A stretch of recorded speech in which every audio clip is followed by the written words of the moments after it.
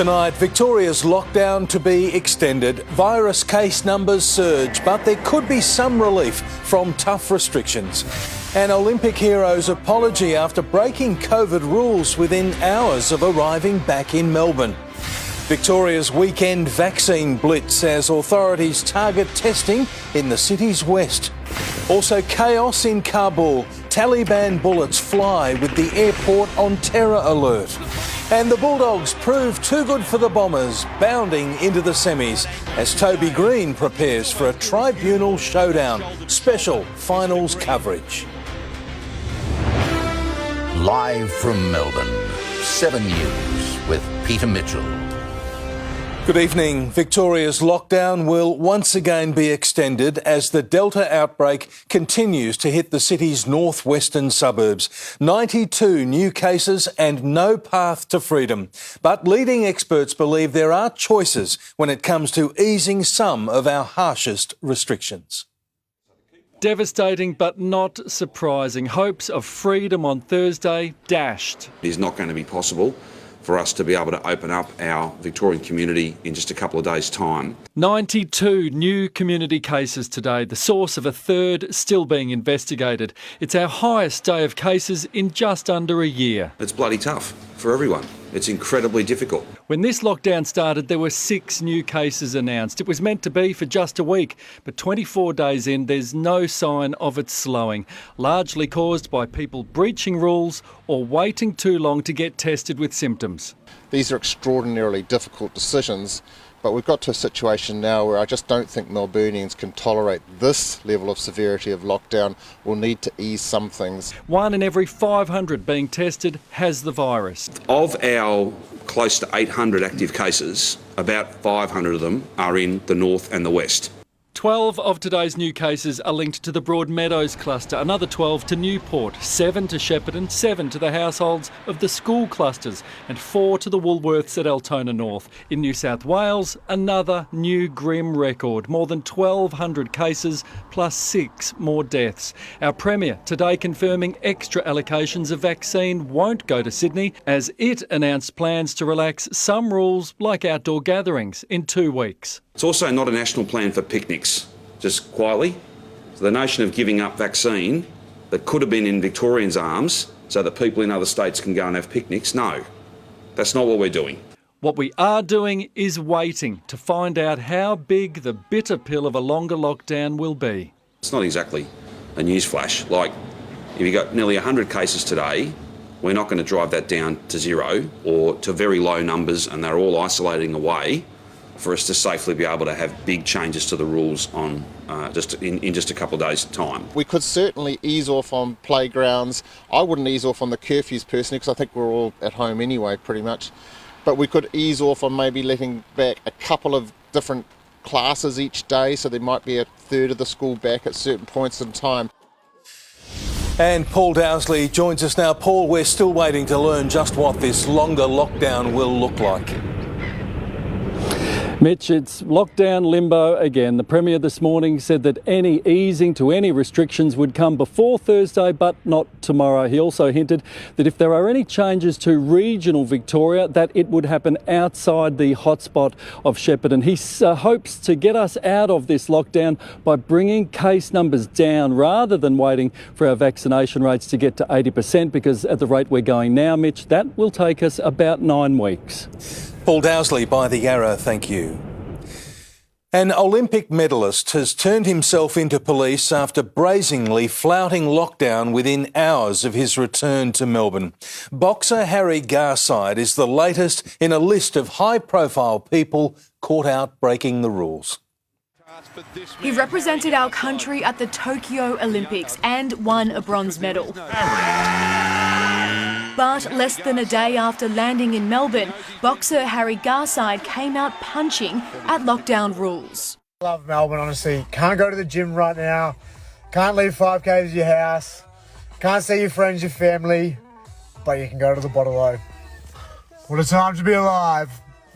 What a life in Stock Australia is. The beers for an illegal gathering. There are groups of people across the board who are not necessarily following all the rules all the time. Last night, that group of people was Garside and his mates. These pictures posted on social media, his friends posing with the Olympian and his medal. The 24-year-old admitted in a statement, "I'm so sorry, I did the wrong thing. I haven't seen my friends in 6 months and selfishly had 10 people at my house last night.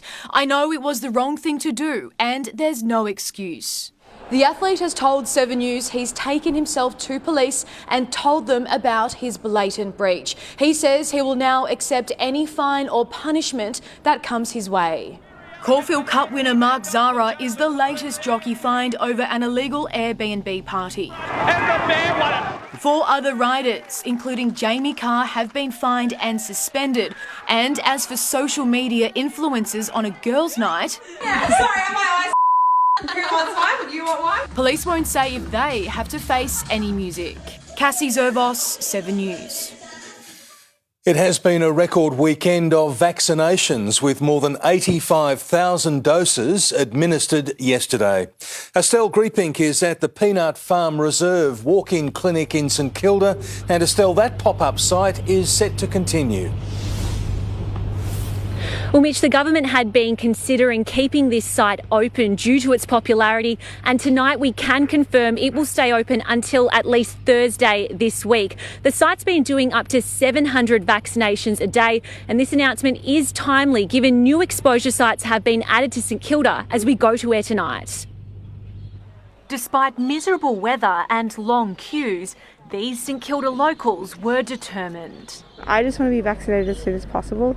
Today's vaccine numbers follow a record Saturday. 31,436 vaccines were administered in our state clinics. That's a 20% increase on last Saturday. But Victoria's rollout is still lagging behind New South Wales. 36% of their eligible population is now fully vaccinated. In Melbourne, Bayside suburbs are leading the race, with 44.9% of residents fully vaccinated. It's good effort by us. I hope more people do it. But just over 20% of Hume residents have had both jabs. Supply has been a major issue. We had only less than 10 GPs administering vaccines for quite some time, and we went without a major vaccination hub until most recently in the last week.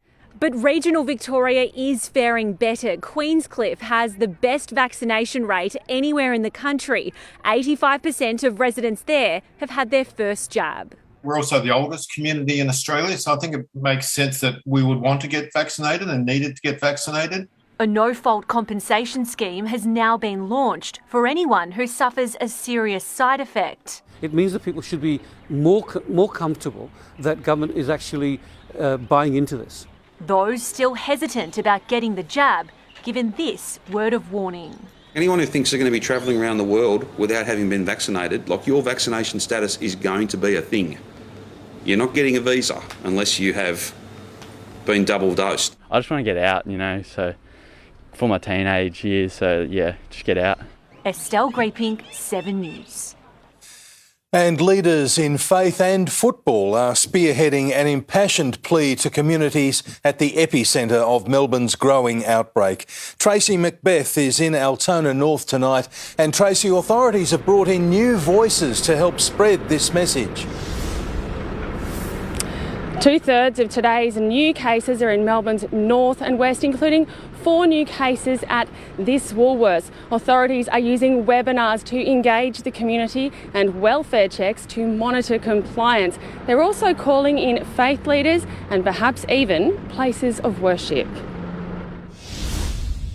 The new front line is in the west and north, where community leaders are rising to the challenge. We have all stepped up. We understand that we need to continue to educate, advocate and help. There's a growing number of new cases in the west and north, more than 500 of the state's 800 active cases. We have multiple families, entire families, that are now COVID positive, a lot of them with young children, some of them pregnant women with young children. A pop-up testing and engagement hub, part of the response in Newport. We know that there are individuals and families and businesses doing it extremely tough. Sporting clubs, faith leaders and medicos coming together for the cause.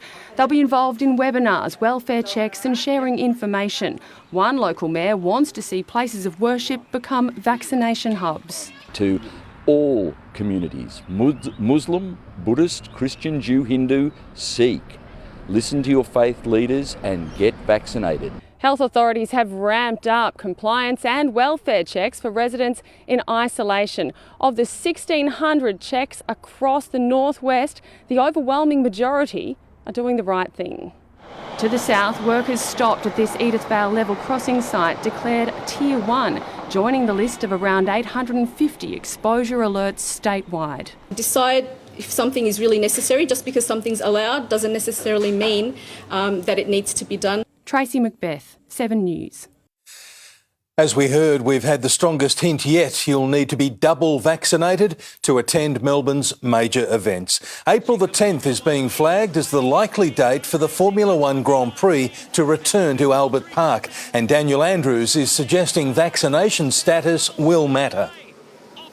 A restaurant or a major event that is only attended by people that are double vaccinated is always going to be a safer event. Vaccination freedoms are being considered by National Cabinet. State Parliament has been suspended for a further week. In an email to MPs, the Speaker says the next sitting has been pushed back to September the 7th because of the pandemic. Parliament sat last year in September when we had higher daily case numbers than we do today. Victoria's Parliament has not sat remotely throughout the pandemic crisis.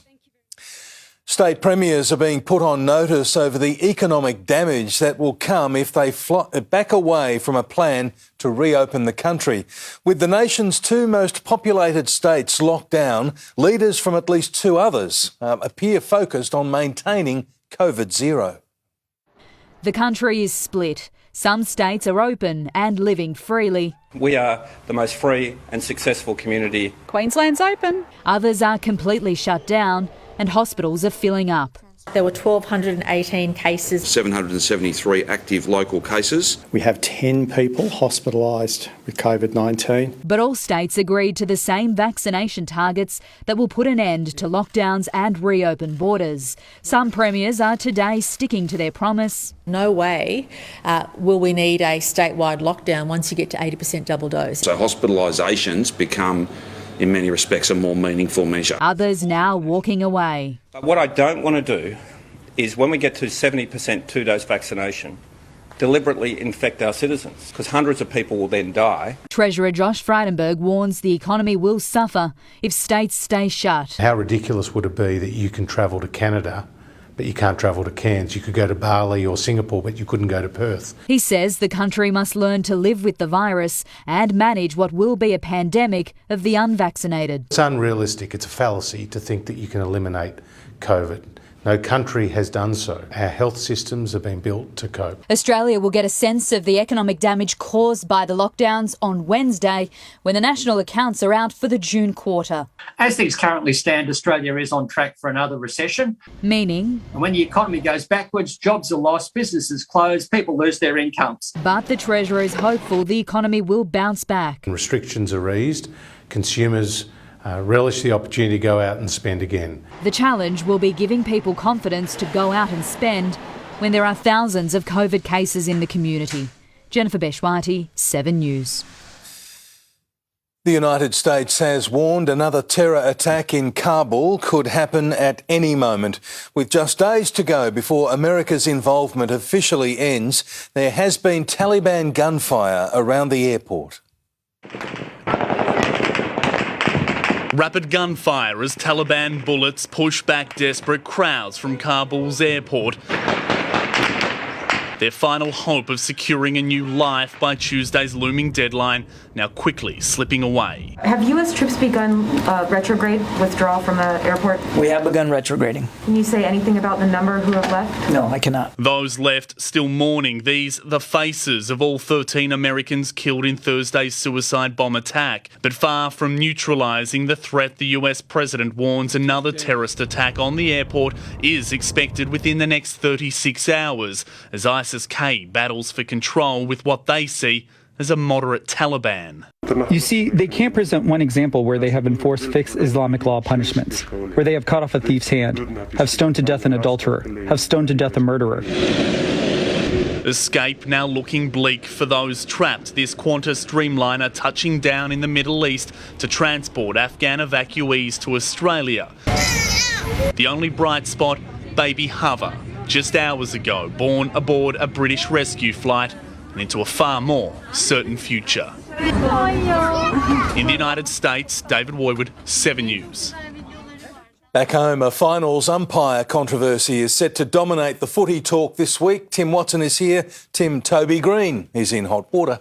He is, Mitch. It's his brush with an umpire that's caught the AFL's eye. Chief football reporter Tom Brown is in Launceston. Tom, the match review assessment is just in. Tim, Justin and Toby Green's finals fate now officially rests with the AFL Tribunal this week. His case referred directly to the Tribunal. The reason this vision, which is conclusive this afternoon, that he did make shoulder-to-shoulder contact at least with Matt Stevic, it's been deemed intentional under the rules. Meantime, Tim, Melbourne fans tonight daring to dream about their first flag in 57 years, courtesy of a convincing win last night in Adelaide against the Lions. Setting up base in Perth after taming the Lions, the Demons hope Joondalup Resort will be their home for at least 2 more games as they ride a wave of emotion for supporters back home. We are playing for them in a lot of ways. You know, they've suffered over a long period of time. The group now more mature than 3 years ago, their last finals appearance where they lost to West Coast in a prelim. We're a completely different side than what we were at 2018. You know, we've really established ourselves in the way we defend. We're certainly a lot more consistent in the way we play. 9 finals debutants last night. One of the new kids on the block, Luke Jackson, who'll need some dental work done. I think he lost his false one, but he's also ruptured his other one. So he's got some work to do with his 2 front teeth. Unfortunately, it's probably not a laughing matter. Nathan Jones right amongst the celebrations. The veteran has had 5 weeks of VFL scratch match practice, coming back from a calf injury. You certainly feel for Nathan at the moment. His contribution around the locker room, the change rooms, the training, is having a big effect on our playing group, and he's very proud of his footy club. He's going to keep pushing, and if the opportunity presents itself, he'll be ready. The D's joining the Cats in the West, who are preparing for Friday night's blockbuster against the Giants. Tim Hipsley, 7 News. And Tim, the Bulldogs are headed to Brisbane for their clash on Saturday night. All roads lead to Perth. I expect the AFL will officially announce the grand final in coming days. The Bulldogs, though, 49-point winners here in Launceston. I'll have the latest and the reaction shortly in sport. Thanks, Tom. Also, I heard, Mitch, the controversial comments about Ross Lyon that has a D-star backtracking today. OK, thank you very much, Tim. We'll see you a bit later on. There has been a dangerous police chase in Melbourne's southeast. Cassie Zervos has more. Mitch, a police car was rammed and stop sticks were deployed. I'll have the latest live next. Thanks, Cassie. Also ahead, a gas leak sparked by a car crash in Melbourne's north. Another blow for a popular city restaurant targeted by vandals. And later, the new stoush over Skyrail in one suburb. Already struggling city retailers have been targeted in a vandal attack. Popular Greek restaurant Stalactites had windows smashed in the early hours of this morning. Police confirmed a number of shop windows were broken along Lonsdale, Swanston and Elizabeth Streets. No arrests have been made. An out-of-control driver has led police on a dangerous chase through Melbourne's south in the early hours of this morning. Cassie Zervos has the details. And Cassie, a police car was rammed. Well, Mitch, it all unfolded at 3:30 this morning. The stolen Audi was first spotted at the intersection of Hall Road and Western Port Freeway. Police tried to stop the driver, but he reversed and rammed their car, speeding off towards Cranbourne. An hour later, he was seen driving erratically in Frankston North. Police deployed stop sticks and the air wing as he began driving on the wrong side of the road. Officers were eventually able to arrest him near the Peninsula Link. He was taken to hospital where he remains there tonight under police guard. Thankfully, no officers were hurt during the chase. Mitch. Cassie Zervos at police headquarters, thank you. And a car has ploughed into a property in Melbourne's north, sparking a gas leak. It happened on South Street at Hadfield around 9:30 last night. The car veered off the road, taking out a gas meter. Emergency services worked to contain the leak. There were no serious injuries and police are still investigating. Pope Francis has accepted the resignation of an Australian bishop accused of abuse 18 months after a 7 News investigation. The Vatican has now replaced Bishop of Broome Christopher Saunders, who has always denied the claims. The 77-year-old first stepped down from his role in March last year during a police investigation. No charges have been laid. It was a day of elation and devastation for Australia at the Paralympics. A dramatic crash claimed one triathlete's dream and a heartbreaking final second saw the gold medal slip away. The 32-year-old from Newcastle beaten by just half a bike length. I knew she was coming fast and I just had my head down and going for it. A crash in training 4 years ago put Lauren Parker in hospital for months. It's unlikely she'll walk again. A Paralympic silver medal feels good. It is very heavy. But gold will have to wait. Her lifelong friend and coach couldn't hold back the tears. Heartbroken. Absolutely heartbroken. Emily Tapp's race ended painfully, crashing into a barrier. Devastation here for Emily Tapp. This has all gone horribly wrong. Her bike destroyed, her leg gashed, needing 10 stitches.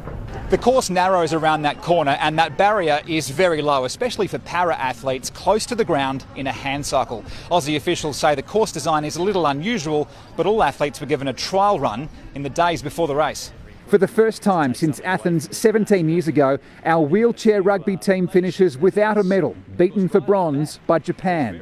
We'll probably all be, shedding some tears like I'm about to now, but I'm proud of them all. We tried. And after the Afghan flag was carried by a volunteer at the opening ceremony, a sign of solidarity with athletes unable to leave their country, 2 have been rescued and will now compete in Tokyo. Blake Johnson, 7 News. Jane Bunn joins us now. Jane, what a dramatic change this afternoon. Which was quite a difference after yesterday's sunshine. At lunchtime, it reached 16 in the city, but a huge wall of cloud was approaching. When that hit, we had gusty winds and a burst of rain. And here in Berwick, rumbles of thunder and hail. The wind changed direction, so it quickly went from 16 to just 11 and then only recovered a little this afternoon. That long line of showers was followed by more hit and miss activity, which all of this here is drying up this evening. It'll be dry now until rain returns on Tuesday night. The full details are after sport, Mitch. Thank you, Jane. See you then. Victoria's wedding industry is in turmoil. Next, how a drive-through marriage service wants to help desperate couples tie the knot. Also, hundreds flee America's Gulf Coast as Hurricane Ida hurtles towards land. A mystery object in the skies wreaking havoc for pilots and air traffic control. And how being a human guinea pig saved this mother's life. Victoria's wedding industry is in turmoil, losing millions of dollars a week and creating a huge backlog of couples wanting to get married. One business is offering its own solution to bring back the love with small COVID-safe ceremonies during lockdown. A last-ditch proposal from an industry barely hanging on. It's an absolute travesty. A 24-hour drive-through wedding service to meet the overwhelming demand from Victorian couples. We're calling this the triple V of wedding services: vax, veil and vows. We have to find solutions throughout COVID to the problems. The problem's much bigger than just the bride and groom. It is a sector made up of a lot of sole traders, cake makers, makeup artists, car companies, wedding invitations. We're not having weddings in Victoria at the moment. I note that there's some of that activity going on up in Sydney, but we don't believe that's safe. Victoria's wedding industry is losing tens of millions of dollars and counting. Pre-pandemic, there were 36,000 jobs and 13,000 businesses relying on couples tying the knot. Couples like Dennis and Kirsten, they're in limbo questioning whether to postpone their October wedding yet again. It's kind of put our life on hold. We've got a lot of deposits out there. Time and money they hope wasn't for nothing. And we're just holding on to that hope that we can actually have our big day the way that we want it and just, get it done. Sarah Jones, 7 News. New Zealand's COVID outbreak is growing despite a tough lockdown. There were 33 new cases recorded over the past 24 hours, the highest daily tally from the current Delta outbreak. Most of the cases are in Auckland, with some in Wellington. Almost 16 years to the day since Hurricane Katrina made landfall, the US state of Louisiana is fearing another deadly storm front. Hurricane Ida is rapidly gaining strength and heading for the Gulf Coast, with Cuba already picking up the pieces after the storm hit there. Thousands of New Orleans residents are packing up and leaving town, while the pilot of this hurricane-hunting aircraft instead chose to fly into the eye of the storm. Aviation investigators admit they can't explain a flying object that's repeatedly alarmed pilots above one of the busiest airports on Earth. The sightings that sparked the mystery last year are continuing. Final approach into Los Angeles. For pilots, it's like Loch Ness. County 363, possible jetpack man in sight. And this, their monster. Roger. And do you know what altitude? A flight instructor's fleeting, grainy video. It looks like a joyrider strapped to a jetpack, crisscrossing some of aviation's most hectic approaches, flying the line between audacious and stupid. Use caution, the jetpack guy is back. They've been hearing it more than they want to. Multiple sightings across at least 4 occasions. That's a 350 mile an hour collision waiting to happen. California-based jetpack developer David Mayman flew his own product in his old hometown, Sydney, 2 years ago, nowhere near the airport. That's it's craziness. But there's a deeper mystery here. Experts say jetpacks can't actually fly like that. He says they can't carry enough fuel to go that high for that long. So what's scaring pilots above LA? David Mayman reckons it's a tricked-up drone. And then they've probably got a lightweight mannequin strapped to it. In Los Angeles, Tim Lester, 7 News. A mother of 3 who survived stage 4 melanoma has revealed how being a human guinea pig saved her life. Now researchers are trying to work out why more cancer sufferers don't take part in clinical trials.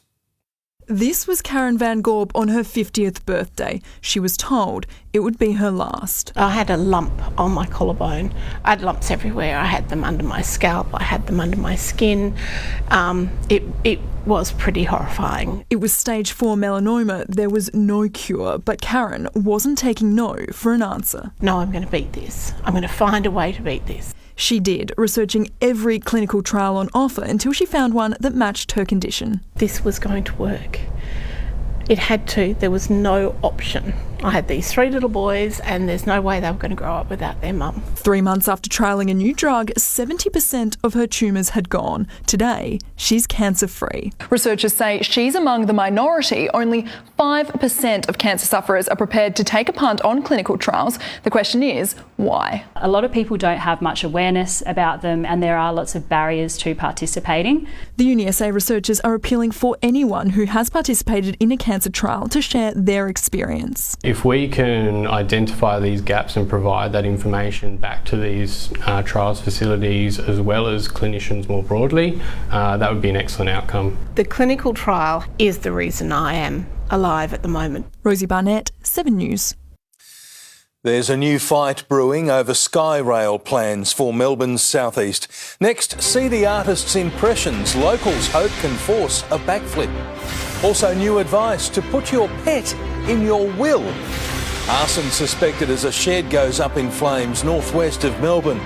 And how the gender pay gap now extends to pocket money.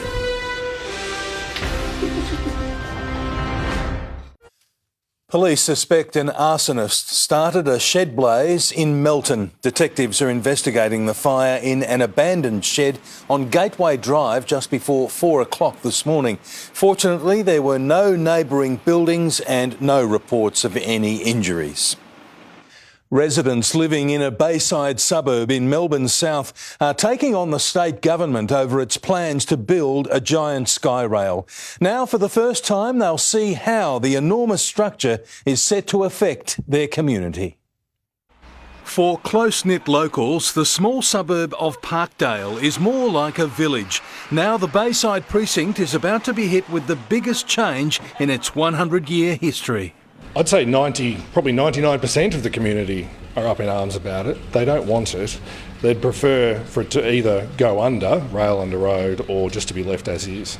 Anti-Skyrail activist Simon Johnson commissioned artists' impressions of how the 3-storey elevated railway will look. He's petitioning Parliament to stop the project. That is how Skyrail will look in Parkdale. That's horrific. I didn't actually imagine it would look like that. It's quite confronting, isn't it, when you see it like that? The concrete monolith will be built across the road from struggling traders, unsure how they'll survive 2 years of construction. I'll start crying now. I don't know. We're in shock about how it's going to affect us. 18 months of trying to live through COVID and the snap lockdowns have been soul-destroying. The Skyrail plan is part of the government's $3 billion upgrade to the Frankston line to remove 20 level crossings and build 13 new stations, including Parkdale. Locals don't have a choice, nor were they consulted. There were some really good reasons why elevated rail was chosen at this location, because it can be done more quickly, bringing those safety benefits to the local community more quickly. And also, too, the opportunity that comes from creating 2 MCGs worth of open space. No Skyrail! Across our suburbs, Skyrail has sparked widespread anger and fear, but the reality can be somewhat different. The community loves it. You go out and hear the sentiment and see the activation and people using it, talking to the traders and community members. Without fail, there's positive feedback about what we've built. At Carnegie, Skyrail hasn't been the disaster residents feared. It's better than before because I've been living here for 4 or 5 years now. And yeah, it's much better than before. Elevated rail is part of Melbourne's changing landscape as we build a state-of-the-art modern transport system to rival the big cities of the world. The question is whether many can survive the double blow of lockdowns and construction work. I think this will be on the icing on the cake. This will send the majority of the traders under. Most Australians don't have a will, and most Australians also own a pet. That has led to a new deal involving the RSPCA, an online service for all members of the family, ensuring animal companions are set for life long after their owners are gone. Meet Dante, the Irish wolfhound. The playful puppy blissfully unaware how much he's loved by owner Sam. Also very gentle, very sweet. Loves a cuddle. Dante was picked up at the RSPCA after his previous owners couldn't afford to keep him. Now, thanks to Sam, that won't happen again. Dante is in Sam's will and set for life. If something should happen, there is a plan and Dante is in it. All my siblings have dogs, so there wouldn't be any issue with him going to any of my brothers or my parents. Sadly, Dante's future is far more certain than most Australian pets. Many dog owners, many cat owners have not considered what to do for their pet if and when they pass. 70% of Australians don't have a will and 69% of Australian households have a pet. Now, the RSPCA has teamed up with SafeWill, which makes it easier to look after yourself and your best friends. Incorporating your pets in your will is really easy. You're prompted with all the necessary questions and you can make sure that your fur babies are protected. It's important that we make sure that we provide for all of our family, including our furry friends. Tom Saker, 7 News. A gender pay gap is emerging when it comes to children's pocket money. Research conducted by Finder shows parents give their sons on average $10.30 a week, while daughters on average receive $9.30. Yes, that yearly difference equates to $52. Tough getting them to do the jobs too. The Bulldogs have snapped their 3-game losing streak. Tim Watson, they've charged into the semis, haven't they? They have, Mitch. They found their form just at the right time while it was heartbreak for the Bombers today. The two sides traded blows in a heated clash at times. We'll speak to one of the stars for the Dogs next. How the Giants plan to mount a case for Toby Green ahead of Friday's cutthroat semi. The D's set up camp in Perth as one star backtracks from some controversial comments, and wet weather causes chaos in the Formula One.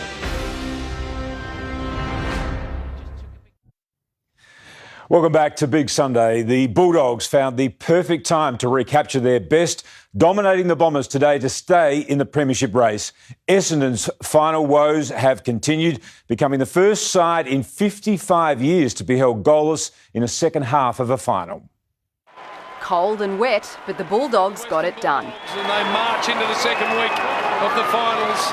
A dominant fourth quarter performance sealed the win by 49 points. Came off the end, I think we just wore them down eventually, so really proud. It was ugly and physical. Tempers flared as the rain pelted down. Stringer started to throw punches. No love lost between two teams fighting to stay alive. Things are boiling over. The first half was close. Jake Stringer had the opener. Stringer, can he kick the first? He can! Bombers away! Before the Dogs responded to take the lead. 2 in a row, Dogs! Darcy Parish was influential for the Bombers, but Cody Waitman was crucial for the Dogs, kicking 4 goals from free kicks. That's enormous. There were scrappy tactics to keep the footy in play. Aaron Norton's finish was the lift the Dogs needed. Bends it through! Brilliant! Then his team accelerated in the third. He's got a couple, and the Dogs have got the biggest lead of the afternoon. Suddenly the Dogs were ahead by 20 and adding to the scoreboard. And it's a 4-goal game. How important was that? Lockie Hunter came off second best, but not as badly as the Bombers, scoring no goals in the second half as their season slipped away. In the rain, the finals drought continues for Essendon. The Bulldogs now set for some better weather in Brisbane to take on the Lions. Laura Spurway, 7 News. Returning now to Tom Brown in Launceston. And Tom, that was the Bulldogs' first finals win since their premiership year back in 2016. It was, Tim. The Bulldogs only missed out on the top 4 in the end by percentage, so they'll be absolutely elated they are, particularly with that final quarter tonight. Their supporters daring to dream. As for the Bombers, they were realistic all year. Disappointment for fans tonight, but they know they're on the right track. They will be disappointed, though, on the plane flight home to Melbourne. They're about to leave in a short time. Speaking of form, though, I spoke to Adam Chalor a short time ago. At one point, his season looked over. He's played himself back into form, a big factor for the Dogs. I'm stoked that I got back to play. There was a real challenge there for a while. There was a real bleak outlook. There wasn't really much going my way early days after that surgery, so I didn't know if I was going to get back. And watching the guys play so well, I wanted to get out there. What's the program look like this week now? I'm not overly sure. I think we'll try and take it as normal as possible, like we would if we were in Melbourne. And like I said, we want to celebrate our win tonight and get around each other. And when we do travel in hubs, historically, guys love getting around each other. And we've got the whole footy program here as well. And Tom, Toby Green has a massive week ahead of him before Friday's semi-final with Geelong. A massive week. Mapping this out now. In terms of the tribunal, they'll hear this early this week. In terms of the likely outcome, I spoke to a well-placed source tonight. What the likely sanction will be, well, apparently it's completely different to any umpire contact cases earlier in the year. Tim, just in terms of the finals make-up tonight, Friday night in Perth, Geelong, Saturday night in Brisbane, we can't wait. Just in terms of the Giants night, Tim, just finally, they have got some other injury concerns apart from the tribunal concern. Tom Green has a fractured arm, so they're counting the injury cost this week, but Toby Green clearly will be the big story. Thanks, Tom. Stay dry. Demons midfielder Ed Langdon has clarified controversial post-match comments he made about his former coach Ross Lyon. The 25-year-old was comparing life under Simon Goodwin to his time at Fremantle. Coming home from Freo when, you don't look Ross in the eye in a meeting and he starts yelling at you, that's been a nice change. Text come through from Ed and, hey Ross, I've got nothing but love and respect for you, hope you and the family are well. That's the context I take it in. He's very dry. The Demons touched down in Perth this afternoon to quarantine at Joondalup Resort ahead of their prelim final in a fortnight's time. Melbourne Storm's 19-match winning streak has come to an end after a 22-10 upset loss to the Eels, leaving coach Craig Bellamy embarrassed. It was supposed to be a historic night for the Storm. They could have become the first ever NRL team to record 20 wins. But Parramatta had other ideas. Ferguson! Melbourne still topped the ladder, but coach Craig Bellamy was fuming. That's deflating, what happened tonight, and I'm a bit embarrassed that we come up with that performance. Arsenal's Premier League nightmare continues. A humiliating 5-0 loss to champions Manchester City. Sitting last after 3 defeats, it's the Gunners' worst start to a season in 67 years. Setting up Rodri! A picture book goal on a wonderful Manchester City afternoon. Down a man after a handball, Chelsea still held fellow title contenders Liverpool to a 1-1 draw in a fiery clash at Anfield. England has levelled the series against India at 1-1 with a crushing win at Headingley. The tourists lost 8 for 63 on day 4 of the third test, crashing to an embarrassing defeat by an innings and 76 runs. Yeah! Through the gate. That is an absolute ripper. And Daniel Ricciardo will start from 4th on the grid for tonight's Belgian Grand Prix after his best qualifying session of the season. McLaren teammate Lando Norris had a terrifying moment. That's Lando Norris. Lando Norris has had a big off. Drivers had been calling for the session to be stopped due to the torrential rain. Norris wasn't hurt and will race tonight. Mitch, we're down to 6 teams now. Yes, we are indeed, after a weekend of finals in Launceston and Adelaide. Didn't they do a great job, really? Yeah, they did. They did. Now we're off to Brisbane this weekend and then back to Launceston. Is that right? We're back to Perth. Oh, we're back to Perth and then we're in Brisbane. At least we've got some crowds, which is fantastic. Thank you, Tim. Jane is next with the forecast. Jane, how's the week looking? Well, Mitch, it's rather exciting. We've got a stretch of warmth and sunshine and then a big burst of rain. The full details are next.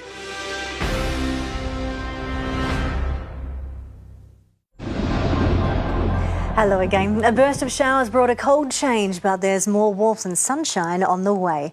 It was such a difference from one day to the next. Bright sunshine yesterday, then rain at times today. The city reached 16 at lunchtime before dropping to just 11 this afternoon. But that is on its way out. The day ended with sunshine. A cold front had reached eastern Victoria by dawn, bringing rain there today. Showers and local thunderstorms followed, and all of that is rapidly easing this evening. A weakening cold front and trough extends right up into northern Queensland. So there's rain or thunderstorms from Tasmania right up to the top. High pressure is taking control tomorrow. So the approaching troughs and cold fronts should only clip Victoria or miss us completely. Now, one of these clips us on Tuesday. Showers affect the southwest of the state, waiting until the evening to come into Melbourne, and then they quickly clear early the next morning. That high is firmly in control on Wednesday and Thursday. That'll bring us sunshine and warmer weather. Now, the yellow you can see here represents temperatures in the mid-20s. It's 26 in Melbourne. The pink shows that the northwest should be rising into the low to mid-30s. Then conditions deteriorate on Friday. This is shaping up to be a big rain system. It's a slow-moving but strong cold front with a surge of tropical moisture. They're both meeting over Victoria to bring us rain that is likely on Friday into Saturday. Around the nation tomorrow, we'll move on. Most of the wet weather is around Cairns. Brisbane is sunny 27. Sydney and Adelaide, both mostly sunny and 20. Perth 19 tomorrow with showers passing through. That should add up to a millimetre or 2. To Victoria, there's areas of mid to high level cloud contracting to the northeast in the afternoon. Much of the state is dry. There's only the slight risk of a shower near the eastern ranges in just through here. It is mild tomorrow and moderate to breezy northwesterly winds. Closer in, the morning looks mostly cloudy, the afternoon looks mostly sunny. We are all dry in a breezy northerly wind. If you're heading out for a walk at lunchtime, the UV level reaches moderate. The city is heading up to 18 degrees after a cool start. The afternoon should feature lots of sunshine and there's no wet weather at all.